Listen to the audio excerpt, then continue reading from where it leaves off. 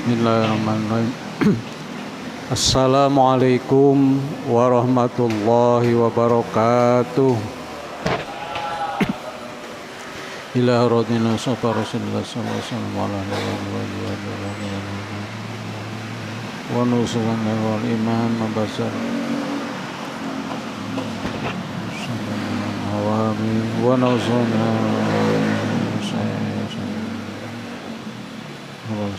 Rasulillah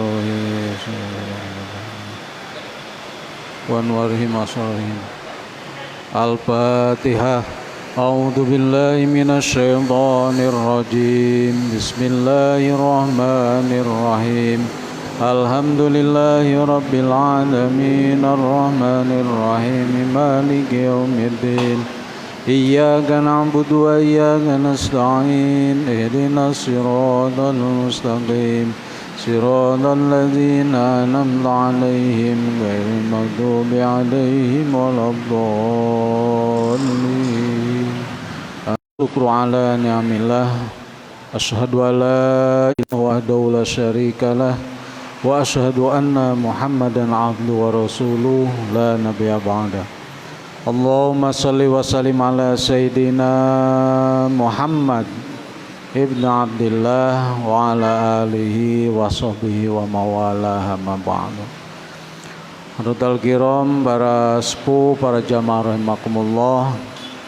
Alhamdulillah, kita panjatkan puji syukur kehadirat Allah SWT atas nikmatnya, atas rahmatnya, atas karunia-Nya, atas izinnya kita pada malam ini, pada saat ini bisa hadir kembali di majlis kita yang insyaallah dimuliakan oleh Allah SWT. Mohon mudah-mudahan amal kita, niat kita senantiasa dicatat oleh Allah SWT sebagai amal soleh, amal yang mutaqabbala, amal yang menjadi kifarat bagi dosa-dosa kecil kita, amal yang menjadi wasilah, menjadi sebab mendapatkan syafaat dari baginda Rasulullah SAW di yaumil qiyamah nanti. Amin ya rabbal alamin. Salawat serta salam semoga senantiasa Allah curah limpahkan kepada baginda alam Nabi besar Muhammad sallallahu alaihi wasallam, keluarganya, sahabatnya dan seluruh umatnya, hingga kita mudah-mudahan kita semua mendapatkan limpahan rahmat beliau, mendapat syafaat beliau di yaumil qiyamah. Amin ya rabbal alamin. Bismillahirrahmanirrahim. Qala mu'arifullah ta'ala wa nafa'ana wa bi ulumihi wa fi darain. Amin ya rabbal alamin. Al hadisus saniyu asyara an Abi Hurairah radhiyallahu anhu qala Rasulullah sallallahu alaihi wasallam, min husni islamil mar'i tarkuhu ma la ya'nihi. Hadisun hasanun rawahu Tirmidzi wa ghairuhu hakadha. Jamaah rahimakumullah, hadis yang ke-12 ya. Hadis yang ke-12 dalam Arba'in An-Nawawiyah ini diriwayatkan dari Sayyidina Abi Hurairah radhiyallahu anhu. Beliau berkata bahwa baginda Rasulullah SAW telah bersabda, min husni islamil mar'i, dari atau di antara ya, tanda baiknya Islam seseorang, keislaman seseorang, ialah tarkuhu, meninggalkannya si orang itu apa? Malai. Jadi sebagian baiknya Islam seseorang adalah orang itu meninggalkan sesuatu yang tidak berguna. Nah, ini salah satu khas ya kalam baginda Rasulullah SAW, singkat, padat, tapi maknanya tentu sangat luas. Dan di sini dari sisi bahasa Arabnya dibolak-balik gitu ya, antara khobar dengan mubtada. Di sini dijelaskan bahwa min husni islamil mar'i itu adalah khobarnya, khobar yang apa? Khobar muqaddam gitu. Nah, sementara mubtadanya adalah tarkuhu malaya nih. Sehingga menurut musonib di sini takdir takdir kalimatnya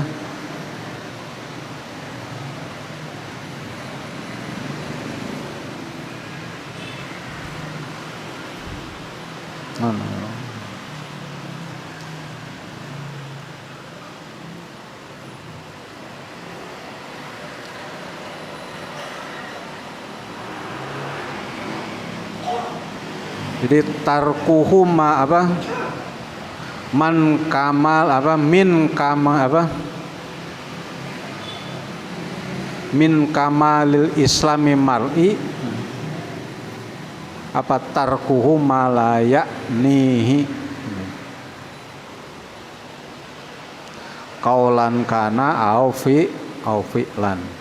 Jadi meninggalkan sesuatu yang tidak berguna baik dengan ucapan maupun perbuatan.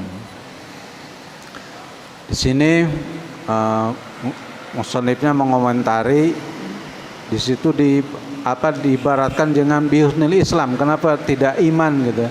Karena ini yang dibahas adalah perkara yang zohir gitu ya, yaitu qolan atau fi'lan, perbuatan atau ucapan atau perbuatan.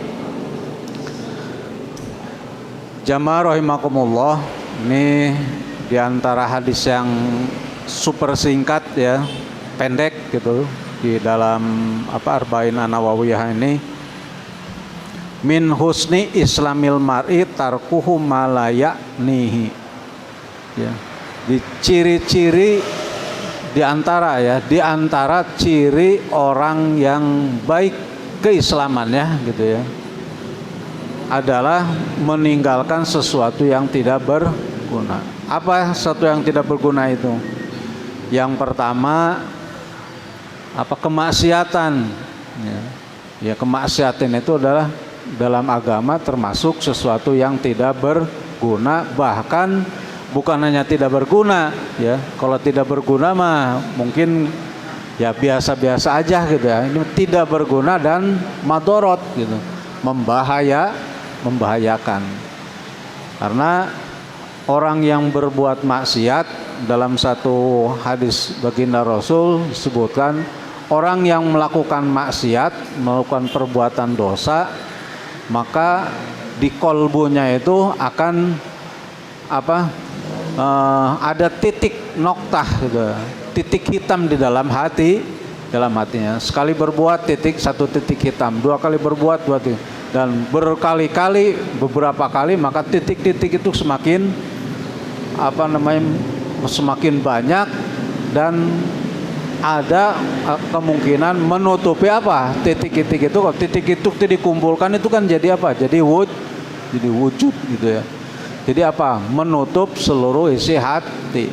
Maka ketika kita melakukan kemaksiatan, melakukan perbuatan dosa, otomatis hati kita itu menjadi tertutup. Tertutup untuk apa? Tutup terhadap yang hak gitu, kebenaran dari Allah Subhanahu wa taala. Dalam surat Al-Baqarah kan ayat berapa tuh? Ayat 6 ya, 6-7. Innalladzina kafaru syawaun alaihim a'anzartahum am lam tunzirhum la yu'minun. Orang kafir itu orang yang tertutup gitu ya hatinya. Di mereka itu diberi peringatan, tidak beri peringatan, artinya diingatkan, tidak diingatkan, ya sama saja gitu ya. Diingatkan ya cuek gitu, tidak atau bahkan mungkin bisa menolak gitu. Tidak diingatkan apalagi gitu ya, kejongjonan. Kenapa? Khatamallahu ala qulubihim. Karena Allah telah menutup hatinya. Jadi hatinya keras, membatu gitu ya, orang yang berbuat maksiat itu.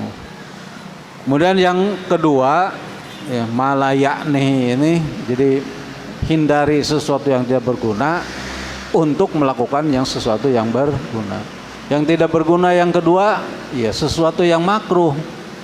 Sesuatu yang makruh itu apa? Yang dibenci oleh Allah Subhanahu wa taala. Allah tidak senang gitu ya. Allah tidak senang. Nah, biasanya kalau makruh ini ada madorot gitu ya. Madorot dengan manfaat itu imbang biasanya, tapi tidak selalu ya. Madorotnya ada, manfaatnya ada. Nah, apa harus kita lakukan? Nah, kemarin di hadis keberapa itu? Hadis ke-6 ya, atau hadis yang sebelumnya, hadis keberapa? 11 juga. Tinggalkan sesuatu yang meragukan. Yang ragu aja tinggalkan, gitu, apalagi jelas-jelas itu udah dihukumi makruh. Tinggalkan. Gitu. Kenapa?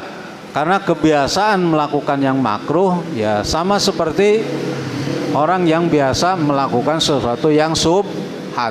Ya, lama-lama nabrak. Hadis kemarin kan apa? Kalau kita biasa nabrak yang subhat, kita melakukan yang subhat, nah itu berpeluang untuk apa? Melakukan sesuatu yang haram. Nah, begitu juga makruh gitu ya. Kita yang makruh ieu mah teu nanaon, akhirnya lama-lama jadi teu nanaon juga gitu, melakukan sesuatu yang diharamkan oleh Allah Subhanahu wa taala. Awalnya dari makruh gitu ya. Yang ketiga, ya sesuatu yang mubah. Yang mubah ya sesuatu yang boleh gitu. Sebenarnya boleh gitu, tapi kalau dilakukan berlebihan, nah itu menjadi apa?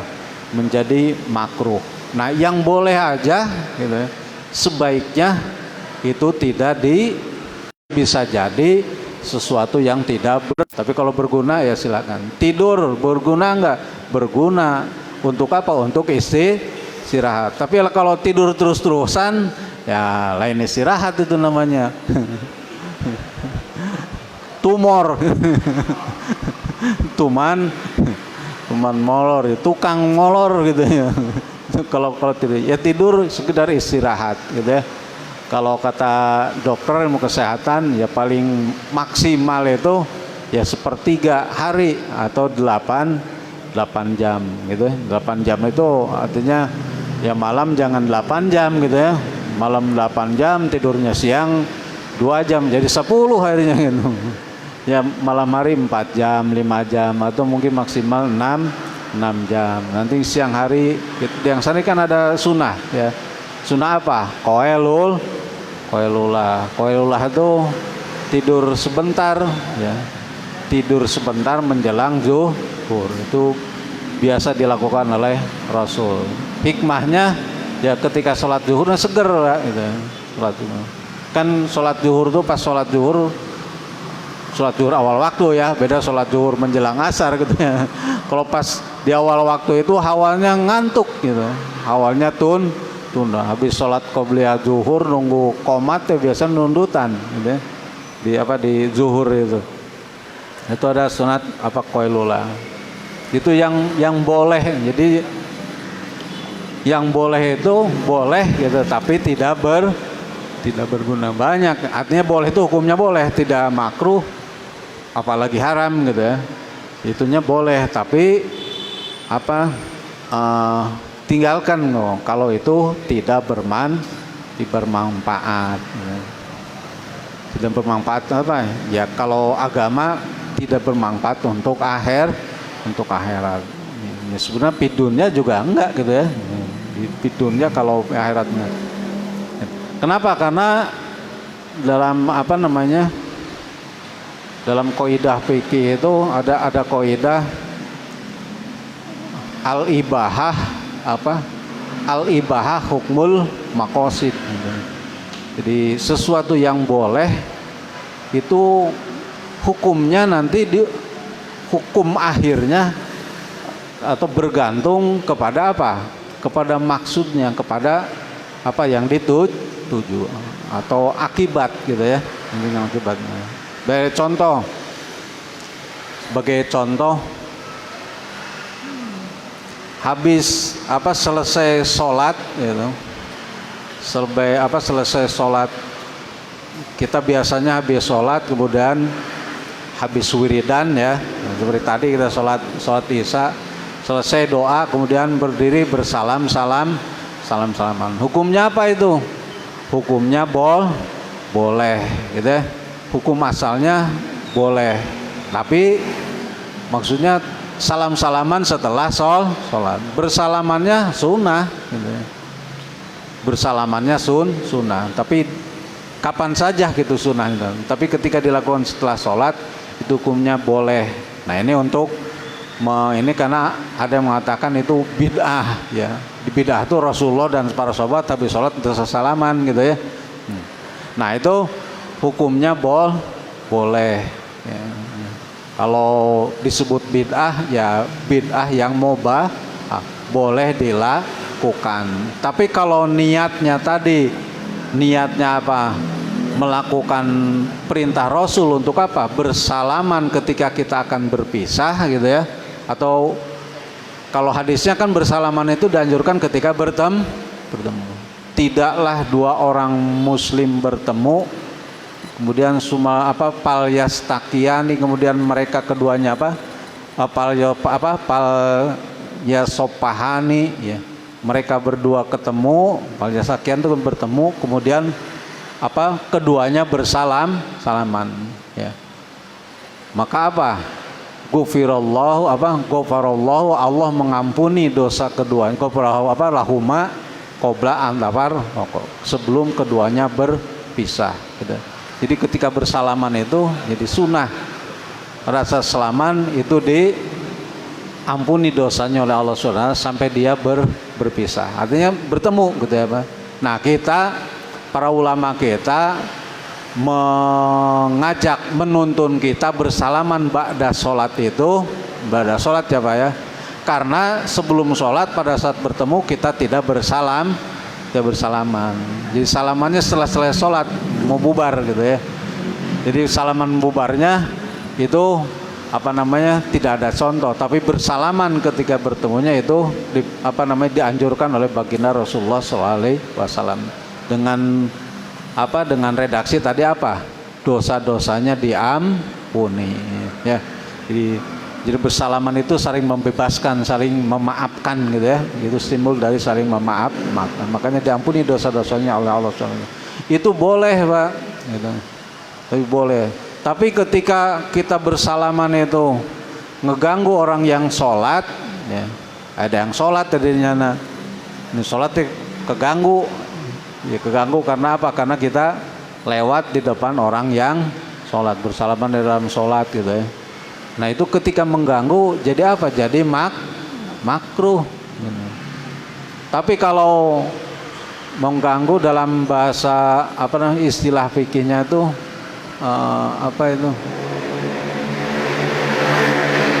artinya mengganggu yang ya hanya mengganggu aja mengganggu.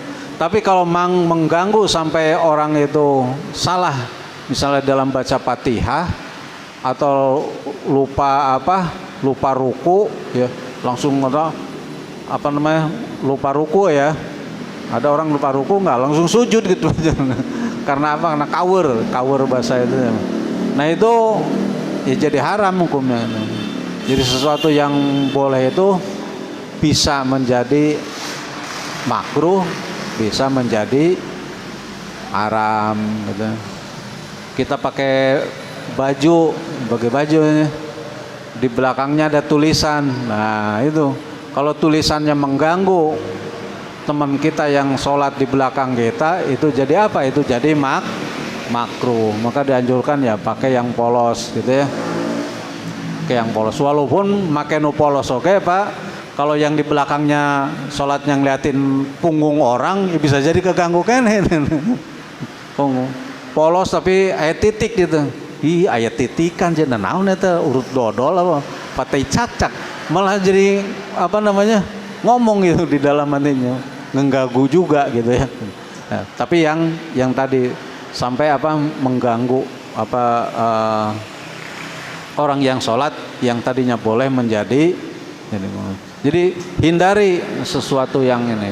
Nah, di sini dari bahasan-bahasan para ulama tentang hadis ini banyak yang kemudian yang terutama gitu di dalam bahasan itu sesuatu yang tidak berguna itu dalam ucapan.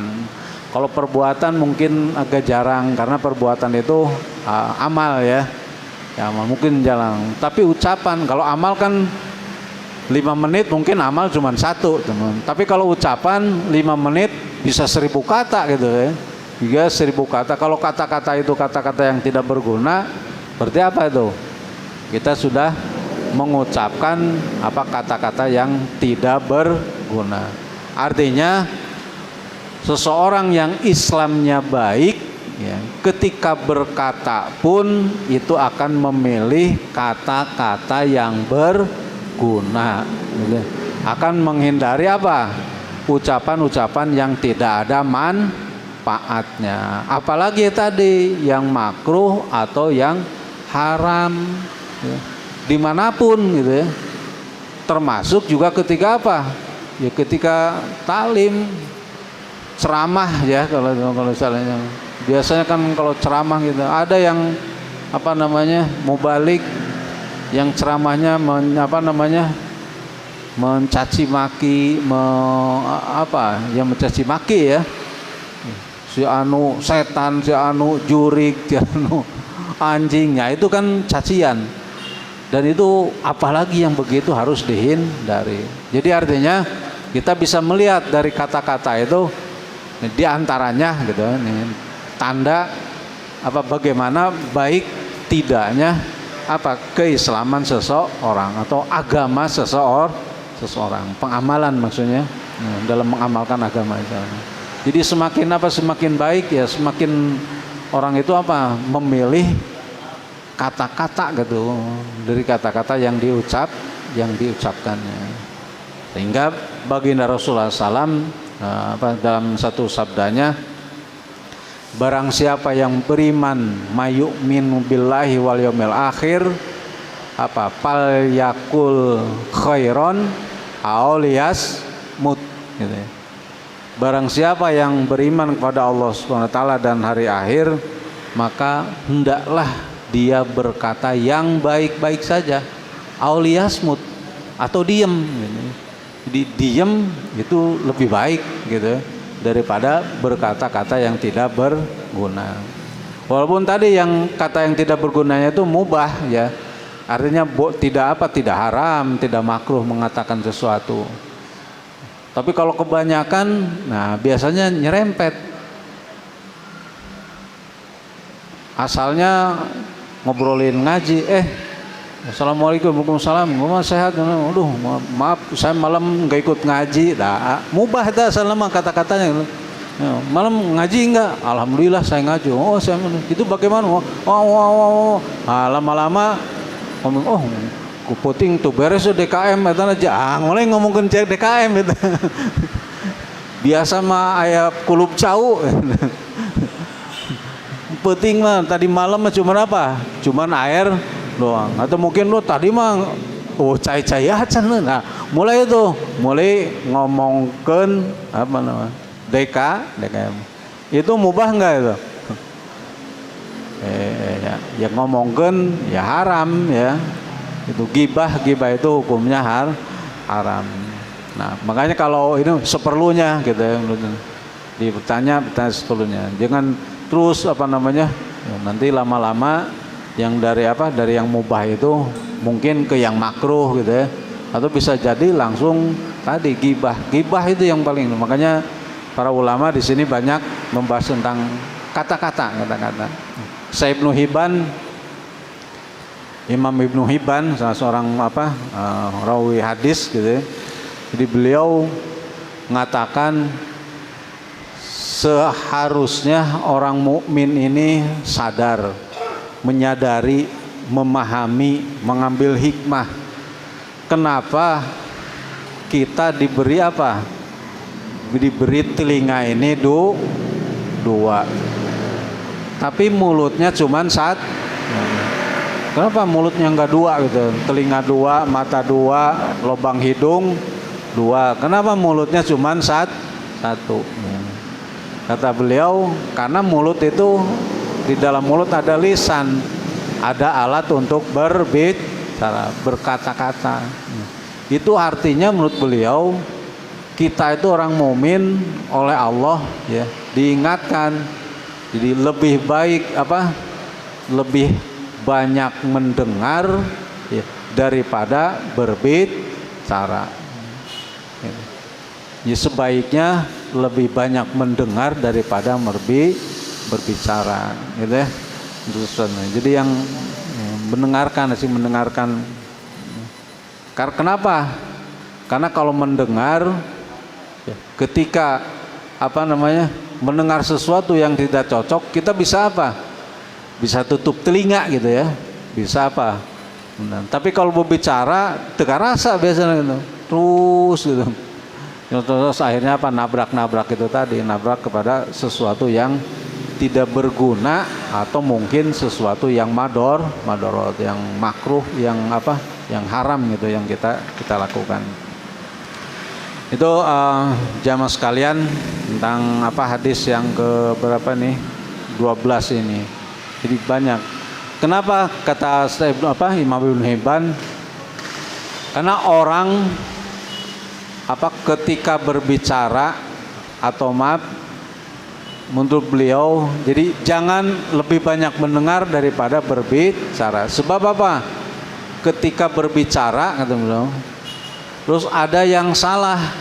Nah, menarik kata-kata yang sudah diucapkan itu jauh lebih sulit gitu ya, daripada menarik kata-kata yang belum diucapkan. Kita mikir mau ngomong ini, tapi belum diucapkan, masih terpikir itu tidak baik, itu bisa kita bisa kita langsung tahan untuk tidak diucapkan. Tapi kalau sudah terucap, ya sulit menariknya gitu ya.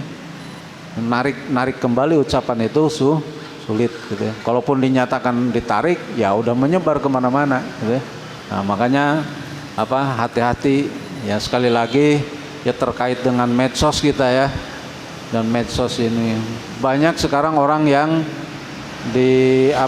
terkena ancaman hukuman undang-undang itu medsos itu karena karena ya tadi iseng. Makanya jangan iseng lah, iseng itu kan sesuatu yang tidak berguna gitu ya. Iseng ada sesuatu kita posting. Dulu ya berapa sebelum Covid kalau nggak salah, ada di satu perusahaan terjadi insiden gitu. Ada salah satu mesinnya meledak. Kemudian ada karyawan yang tadi itu kan mungkin biasa posting ya di video, kemudian ya dikirim ke grupnya asalnya itu.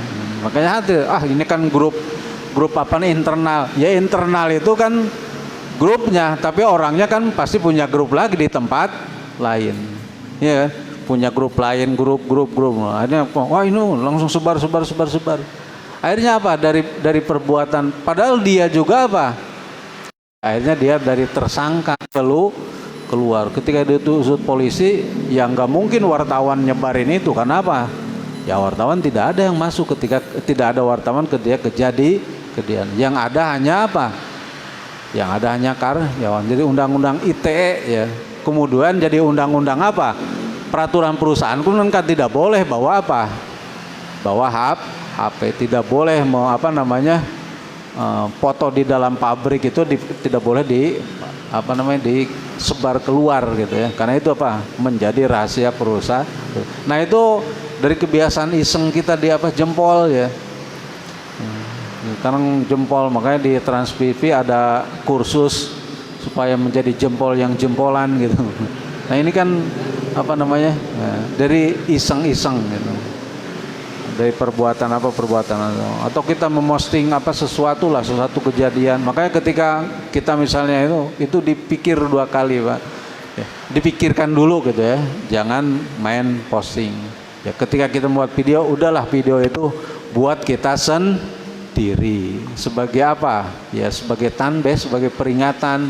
Jadi kalau misalnya mau ini kan ada, mohon maaf, misalnya di pom bensin ada kebakaran atau ada insiden di jalan gitu ya, tabrakan dipoto, di video oleh kita, atau ada satu kejadian di video, baik biarlah buat nasihat kita, jangan disebar dulu gitu, dipikir jangan sampai gara-gara kita ingin memberitahu ke orang lain, justru kita kena undang-undang pasal dalam undang-undang ITE ya, undang-undang ITE itu hati-hati sekali. Nah ini diawali dalam ajaran Islam ya ada gitu. Jadi sebelum medsos merajalela, Islam sudah mengajarkan itu kehati-hatian gitu dalam menyikapi menyikapi teknologi. Teknologi itu hanya alat gitu ya. Teknologi itu hanya alat. Jadi dia bermanfaat tidak bermanfaat tergantung kepada kita yang menggunakannya. Teknologi seperti pisau gitu. Pisau digunakan oleh jagal, tukang nyembelih kambing, nyembelih itu ya bermanfaat. Ya. Tapi kalau dipegangnya oleh orang jahat, ya oleh begal, itu menjadi madorot. Begitu juga teknologi. Itu jamaah sekalian, ya kalau di bahasan ini kalau dipanjangkan ya panjang gitu ya. Kalau kita rinci satu-satu, tapi dipendekkan ya pendek gitu ya. Nah, intinya bahwa Islam mengajarkan kepada kita baik dalam ucapan maupun tingkah laku itu harus berhati-hati. Apakah yang kita ucapkan, apakah yang kita lakukan ini bermanfaat ya untuk diri sendiri dan orang lain gitu. Diri sendiri dan orang lain. Bahwa Imam Nawawi menyebutkan kalau ada sesuatu kalimat ya, katakanlah suatu berita ya Pak ya, ada suatu berita yang baik kita sebarkan, tapi di sisi lain baik juga kalau tidak disebarkan. Artinya nilainya sama, disebarkan baik, tidak disebarkan juga baik, 50-50. Maka kata Imam Nawawi memilih memilih jangan disebar, jangan diucapkan. Karena ya tadi itu yang tadinya baik bisa jadi pada sisi-sisi tertentu menjadi tidak baik gitu. Jadi kalau 50-50 ya, baik antara baik diucapkan baik, tidak diucapkan juga baik. Maka kata Imam Nawawi, pilihlah tidak diucapkannya begitu. Kecuali memang ada yang membutuhkan. Jadi sifatnya personal gitu ya. Nanti impornya personal. Mungkin untuk sementara saja bahasannya. Barangkali ada yang mau didiskusikan. Kita beberapa pertemuan tidak ada diskusi ya.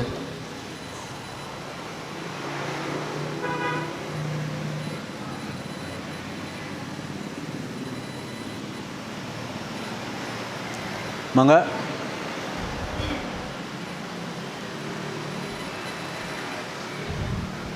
Ini mohon maaf saya sekarang terbalik, deket jelas saya nggak usah pakai kacamata gitu. Tapi muka punten, muka bapak-bapak nggak jelas itu. Bukan mukanya nggak jelas, penglihatan saya nggak jelas gitu. Mukanya menjelas-jelas gitu. Ini burem, kayaknya mungkin yang disebut rabun jauh ya, malah saya harus pakai kacamata. Tapi saya belum dikasih resep untuk kacamata. Jadi saya kalau pertemuan yang lalu saya habis operasi yang kanan ini baru ya 2 minggu yang lalu lah itu operasi yang kiri Pak. Ini kalau yang kanan udah alhamdulillah cekas gitu ya. Ini cekas, ini yang kiri ini burem gitu. Jadi akhirnya mengganggu. Mohon mangga Pak Ketua, barangkali ada yang mau tanyakan atau pertanyaan atau pernyataan. Ya baik yang sekarang maupun yang kemarin. Kemarin juga pendek hadisnya ya. Dak maya ribuka ila malaya ribuka. Tinggalkan sesuatu yang meragukan, ambil yang yakin gitu. Nah, sekarang juga masih pendek.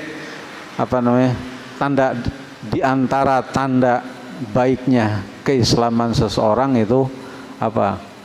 Meninggalkan sesuatu yang berguna. Tentunya apa? Meninggalkan sesuatu yang berguna untuk melakukan yang berguna. Ya kita hadir di sini, insya Allah ini lebih berguna. Sama-sama duduk, sama-sama ngudud, sama-sama ngopi. Tapi kalau ngopi di rumah, beri nonton sinetron, ya mungkin itu apa?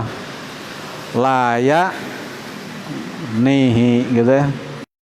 Sama duduknya di rumah, dah duduk sini, insya Allah ini apa? Bermanfaat untuk akhirat kita gitu, untuk nggak mengingat. Gitu. Mangga atau ada informasi dari apa? Itu Pak Ketua DKM ya. Bajunya aja, tongkrongnya aja saya ini emang kelihatan. Tongkrongannya tuh, mukanya emang gak jelas. Barangkali atau Marijal ada ya.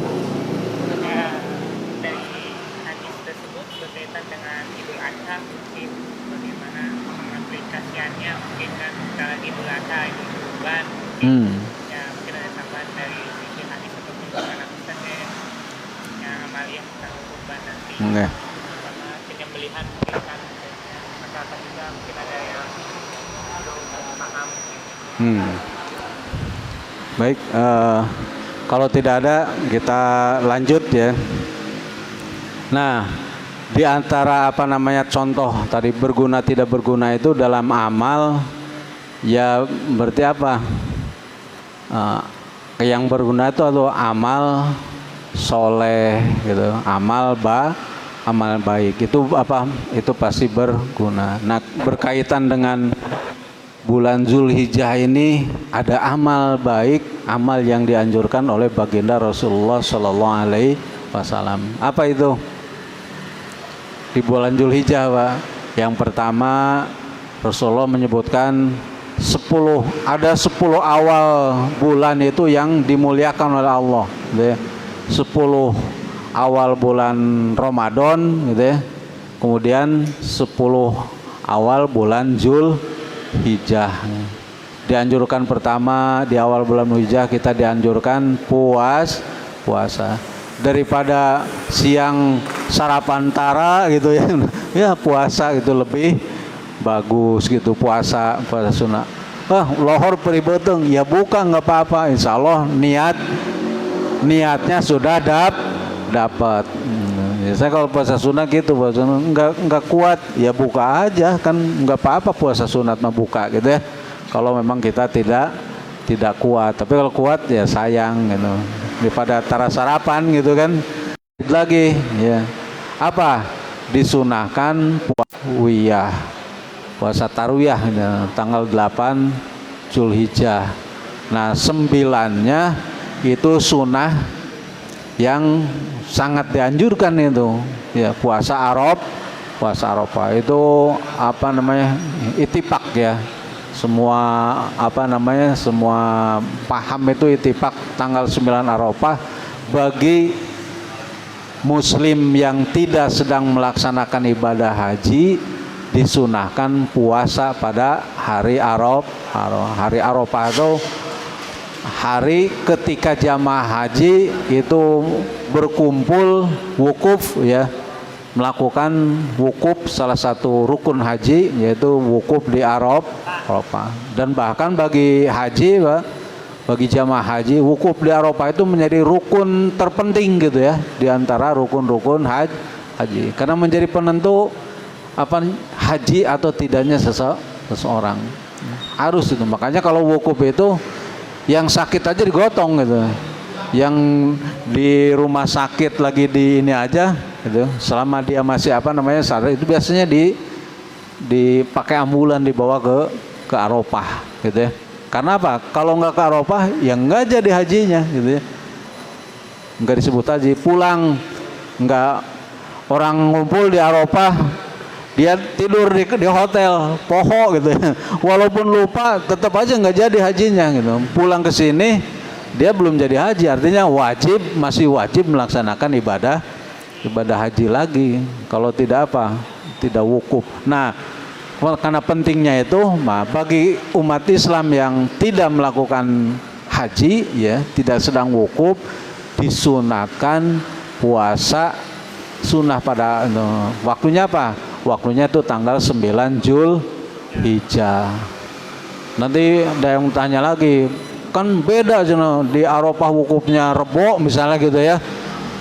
Kita di Indonesia puasa Arafahnya tanggal 9-nya hari Kamis, gimana itu? Ya, itu wallahu alam, itu udah wilayahnya Allah Subhanahu wa taala. Karena kita diperintahnya itu apa? Pada hari wukuf gitu. Hari wukuf itu tanggal 9, walaupun di Saudi wukufnya hari Rabu. Kita orang Indonesia, ya kecuali kalau kita tinggalnya di Arab yang mengikuti penanggalan Arab gitu ya. Saya sekali lagi saya suka ribut aja gini kan, bukan ribut, rame lah, ribut mentek gitu ya. Terus selalu rame tuh, satu Ramadan, satu Syawal ketika berbeda itu. Jadi intinya kita ikut apa yang ditetapkan oleh pemerintah, itu lebih selamat gitu ya. Selamat, karena kita tidak punya ilmu untuk menetapkan itu. Nah, jadi itu Bang. Kemudian itu tanggal berapa? Tanggal 9. Tanggal 10-nya ya, tanggal 10-nya ada 2 sunnah yang bisa kita lakukan. Apa? Pertama, sholat Idul Adha. Idul Adha sebaiknya, utamanya dilakukan berjamaah. Kalau gitu boleh tidak berjamaah? Boleh. Kalau apa? Kalau misal kita ketinggalan ya, malamnya takbiran ya. Batul takbiran menghidupkan, bagus itu takbiran. Habis sholat subuh kuat tidur, habis sholat subuh, tapi jangan sampai tidur sebelum subuh ya. Setelah subuh misalnya kuat tidur, bangun jam 9, mana bubar ya sholat Idul Adha. Boleh enggak? Boleh gitu ya. Sebelum kalau karena waktunya di waktu duha sampai apa? Sampai menjelang zuhur masih boleh. Sholat sunat Idul Adha, ya Idul Adha maupun Idul Fitri ya, silahkan, masih dapat pahala sholat sunatnya, cuman tidak dapat pahala berjamaah. Pakai khutbah enggak? Ya sendirian untuk khutbah lah, nggak dongeng. Artinya khutbah itu ketika apa? Ketika berjamaah. Yang sunahnya ya apa? Sholat gitu ya, sholat sunat 2 rakaat. Nah, setelah sholat sunat kita dianjurkan untuk apa? Menyembelih kurban ya, menyembelih hewan kurban. Untuk siapa? Ya yang mampu. Siapa yang mampu tuh? Nah, yang mampu tuh yang ada keinginan. Mampu itu tidak identik dengan kaya kan? Walaupun kaya, kalau nggak punya keinginan ya mal kurban gitu. Jadi mampu. Sama seperti umroh, sama seperti haji. Saya lihat berita haji ya, berita haji tahun ini ternyuh gitu. Banyak orang-orang yang pergi haji di sana di Jawa Tengah, Jawa Timur terutamanya. Di kita juga di Jawa Barat ada yang ada pemulung naik haji gitu. Bisa ngenes itu, saya belum naik haji gitu. Nah itu namanya apa? Takdir ya, ketentuan Allah. Panggilan Allah bahasanya itu, panggilan Nabi Ibrahim gitu ya. Tapi jangan sama candi panggil, jangan gitu. Ya harus menginginkan dipanggil oleh Allah. Siapa yang dipanggil oleh Allah? Yang dipanggil adalah yang mau gitu ya. Yang mau. Sama juga kurban ya. Yang mau, kalau tidak mau mah ya tidak akan pernah bisa gitu. Jadi kalau usahakan, paling tidak niatkan. Di dalam Bugiyatul Murtasyidin, dalam kitab Bugiyah itu disebutkan ada seseorang punyanya ayam jago. Nah, ini boleh enggak saya kurban dengan ayam jago? ya kurban itu syariatnya kambing minimal gitu, kambing. Tapi saya punyanya jago gimana ya? Tapi pengen, ya udah sembelih aja di tanggal 10 ayam jago itu gitu. Maka muncullah apa namanya, dalam fikih ada fatwa boleh ayam jago itu ari teu mampu mah gitu. Ya cuman ya jangan, karena itu hanya apa namanya istilahnya kerajian khususiyat. Karena orang tuh saking pengennya ya oleh ulama kalau di tangan, oh kamu nggak sah, ya jago lagi mau dipencit kan gitu ya. Tapi dengan apa? Dengan dikatakan boleh, jadi sembelih. Dia niatnya apa? Niatnya kurban. Memenuhi syariat? Ya tidak, karena syariatnya kambing. Tapi apa? Boleh. Ya insya Allah ketika niatnya dengan ketidakmampuan itu, ya apa namanya, insya Allah dia mendapatkan niat kurban. Tapi nanti jangan sampai ada setelah pengajian, Ustaz Karyan memfatwakan boleh kurban, enggak gitu. Boleh memfatwakan boleh, bukan, ada gitu, ada fatwa ketika seseorang seperti itu. Artinya apa? Saking baiknya gitu Pak, kurban itu baiknya, niat itu aja kepengen tapi tidak mampu, dihargai gitu oleh para fuqaha, dihargai, ya silahkan itu sembelih dengan. Nah, dan kalau kita ya insya Allah, apalagi yang kerja di pabrik ya, di pabrik kan UMK ya, itu tinggal niatnya, tinggal maunya. Saya dulu paling kesel itu kalau mendengar ada yang gini nih, menjelangkan mengajak kurban terus nyinggung ngerokok gitu ya. Eta ngerokok sapoe sabaraha duit sabungkus sapoe 2 bungkus 50.000 cenah. Eta setahun geus sabaraha, itu geus bisa ke apa korban cenah kan gitu. Enggak usah lah, enggak usah gitu. Itu silahkan, itu apa namanya kesenangan gitu ya. Tapi ya sebaiknya robah dari kesenangan yang tidak berguna menjadi berguna. Tapi enggak usah dibanding-bandingkan gitu. Jadi yang penting apa nih? Niat. Nah, saya itu maaf ya, ini apa, ta'adus bin nikmat. Jadi saya mulai kurban itu Pak, mengumpulkan kurban itu ketika ada keluarga yang ngomong, ayo kurban jangan paksakan, insya Allah jangan naik haji gitu. Insya Allah itu naik haji. Nah itu kan beda kan dorongannya. Kalau tadi mah ente urun ngerokok supaya korban rewel gitu. Tapi ini korban, insya Allah jangan naik haji gitu. Dan alhamdulillah gitu Pak. Di apa namanya, ya awalnya memaksakan diri untuk kurban. Gue dihitung-hitung mah saya 3,5 juta ya. Dulu mungkin masih sekitar 2 jutaan ya. Kambing itu 2 juta atau 1,5 juta, saya lupa, yang sekitar 1 juta, pokoknya 1 juta. Tapi nilai kan sama dengan sekarang 3,5 gitu ya. Artinya ya gede juga gitu ya. 1 juta sekian tahun yang lalu kan. Dihitung-hitung itu, oh ini gede gini gitu.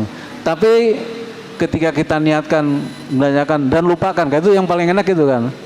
Belikan kita lupakan. Karena uang 1 juta itu kalau hari ini saya cuman sekali transaksi habis gitu ya. Sebenarnya kan bisa habis juga, hanya mungkin dengan beberapa transaksi ya, beli gorengan, beli tetap yang 1 juta itu habis juga sebenarnya gitu.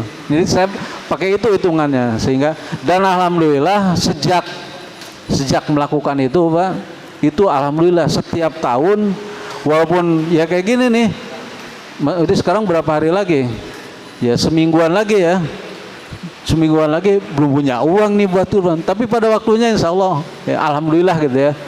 Yang saya alami pada waktunya selalu ada itu ya, entah rezeki dia apa, tiba-tiba ada uang sakorbanan lah gitu. Nah saya selalu kalau kalian dapat langsung saya itu kan apa namanya, titipkan ke DKM. Nggak dipikir-pikir, kalau dipikir-pikir lagi nggak jadi ya. Nggak jadi. Dan ya alhamdulillah ketika saya melakukan itu ya saya paling tidak, walaupun belum berangkat, saya bisa daftar haji gitu. Jadi 2015 saya udah daftar, cuman ya itu ya belum waktunya gitu ya. Dari 2015 saya daftar haji. Tapi ternyata Allah memanggil lagi, walaupun belum bisa berangkat ya. Tahun kemarin saya berkesempatan untuk berangkat umroh, dan itu pun tidak direncanakan gitu ya. Ya boleh dikatakan tiba-tiba saya ada yang ada yang nyuruh daftar. Nah, itu tandanya itu daftar, Pak. Kalau mau umroh, pengen umroh nggak? Pengen. Udah daftar belum? Belum. Ya mal mangkat gitu.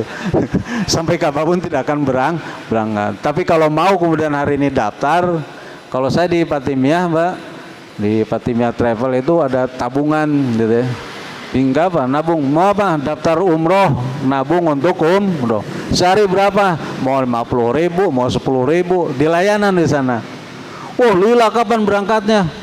Ya nggak usah lila-lila, ketika Allah menghendaki nanti tiba-tiba ada yang ngelunasi itu gitu ya. Jadi buktikan niat kita, keinginan kita dengan dengan mendaftar. Begitu juga mau kurban ya. Ketika ada uang, buru-buru titipkan ke DKM gitu ya. Kalau misalnya di DKM, kalau di masjid saya kan saya bisa titip titip pangmelikeun sapi gitu. Artinya nitip patungan beli sapi 7 orang. Nitip itu ketika ada uang langsung saya titipkan. Nggak mikir besok makan apa ya, besok kayak diberi lagi rezeki oleh Allah untuk makan dengan niat yang di setiap tahun akan diberi jalan oleh Allah SWT. Di masjid saya Pak, di Nurul Iman 2004 mungkin sampai 2010 2013 ya, banjir yang kedua itu kan 2013, itu 2013-14 itu kurban itu paling 30 orang Pak, di saya se-RW itu 30 orang 30 kambing.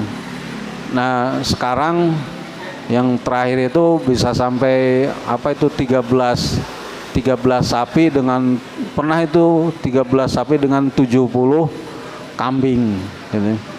Nah itu ya dari itu tadi di niat untuk memanfaatkan membuat rizki yang kita terima itu menjadi sesuatu yang bermanfaat ya. Kan sekarang waktu di sekolah itu kan ada tabungan iuran arisan kurban ya. Ya itu teknis, itu silahkan. Kalau ibu-ibu biasanya ibu-ibu masuk ada arisan kurban ya nggak apa-apa. Dan kalau saya menyarankan arisan aja gitu, arisan senilai kurban. Arisan ya kira-kira dibukanya setahun sekali, dan ketika dibuka dapatnya misalnya 3,5 juta gitu ya. Nanti tahun ini siapa yang keluar, dia yang kurban gitu atas nama itu ya boleh, karena kurban niatnya pada saat hewan disembelih. Kalau sebelumnya itu nanti bisa jadi masuk kurban nazar. Pak mau kemana? Mau beli kambing buat kurban. Nah itu masuk nazar Pak ke dalam fikih. Jadi kalau kurban nazar itu wajib pada tanggal 10 nanti kambing yang dibeli itu wajib disembelih gitu. Beda dengan kurban sunnah ya. Ini kurban nanti lebaran haji. Nah lebaran haji pada tanggal 10 wajib itu disembelih bulan. Dan kalau kurban nazar, si pengurban ini tidak boleh mengambil bagiannya gitu ya. Kalau yang sunnah kan boleh, asal tidak lebih dari sepertiganya. Boleh itu boleh untuk dikonsumsi sendiri atau diberikan kepada yang lain. Jadi sepertiga itu boleh Pak. Saya sepertiga dapatnya misalnya kambing misalnya 60 kilo gitu ya. Nah 20 kilo itu boleh kita ambil untuk apa?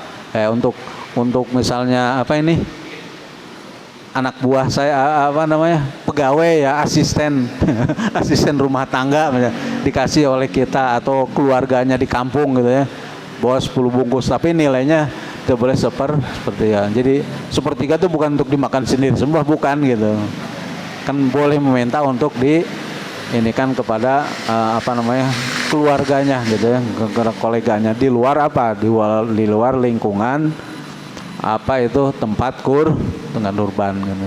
Karena dianjurkan kurban, daging kurban kita ini dibagikan di utamakan di lingkungan selama masih ada. Tapi kalau di lingkungan udah cukup semua, ya boleh keluar. Kayak di Arab itu, Saudi Arabia Pak, itu kan yang dam-dam itu, yang kurban-kurban itu karena ya jutaan kambing gitu ya. Jutaan kambing, jutaan sapi, onta itu diekspor ke luar negeri, ke daerah-daerah yang membutuhkan tambahan daging. Dan kita di tahun ini rezeki oleh Allah SWT, kemudian diberi kemampuan, kemauan ya, untuk bisa kurban. Ya kita keluarga 5 orang ya minimal 1 kambing aja dulu gitu ya, 1 kambing dulu. Jadi kalau punten gitu, kalau saya tekniknya tahun ini saya kurban untuk saya, tahun besok kurban untuk istri atas namanya gitu ya. Walaupun saya Jabir almarhum, ya nggak usah dan kurban mah suami ya nggak apa-apa untuk menyemangati istri. Itu besoknya untuk anak kita, supaya apa? Supaya anak kita nanti semangat pas dewasa, pas mampu dia kurban sendiri gitu.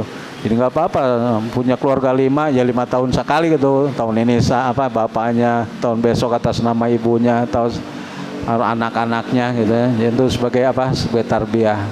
Nah, pahala tidak akan tertukar. Ya tetap semuanya dari dari kepala keluar kepada keluarganya. Itu jadi mudah-mudahan Allah memberikan keluasan muda kita bisa melaksanakan kurban di tahun ini. Mungkin itu saja, kalau tidak ada pertanyaan kita akhiri agar doa kita mendapat ijabah dari Allah SWT agar hati kita diperbaiki ya, menjauhkan dari penyakit-penyakit hati. Kita tutup dengan zikir. Maqala Nabi sallallahu alaihi wasallam, afdhalul zikri fa'alam annahu la ilaha illallah. La ilaha illallah. La ilaha illallah. Muhammadur Rasulullah sallallahu Allah. Wallahu muwaffiq ila aqwamit thoriq. Wassalamualaikum warahmatullahi wabarakatuh.